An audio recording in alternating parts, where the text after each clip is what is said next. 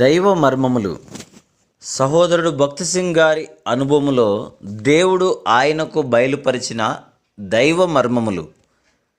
ఇశ్రాయేలీయుల దేవుని చూచిరి, ఆయన పాదము క్రింద నిగనిగలాడు నీలమయమైన వస్తువు వంటిదియు ఆకాశ మండలపు తేజము వంటిదియు ఉండెను.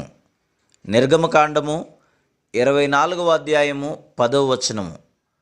ప్రత్యక్షపు గుడారమును గూర్చి చదివినప్పుడు దేవుని ఆత్మీయ మందిరము గురించి కొంత గ్రహించగలము. సామాన్యముగా చూసిన యెడల ఈ వివరములన్నీ చదివి మన సమయం ఎందుకు వ్యర్థపరచవలనని మనం అనుకునవచ్చును.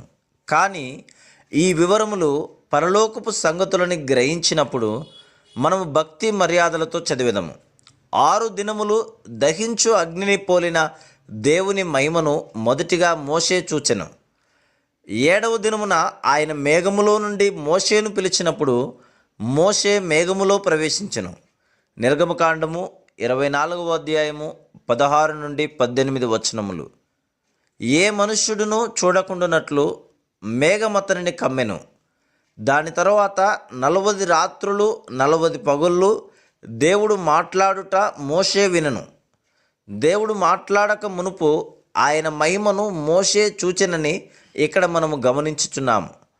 విరిగి నలిగిన హృదయము గలవారే దేవునితో సహవాసము కలిగి ఉందురు.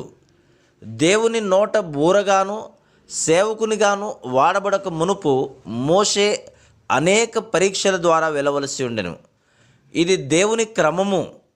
దేవుని నిమిత్తము శ్రమలను అనుభవించి ఏ శ్రమనైనా ఎదుర్కొనుటకు సిద్ధముగా ఉన్నప్పుడు ఈ విషయములను సామాన్య విధానములో దేవుడే మనకు బయలుపరచును.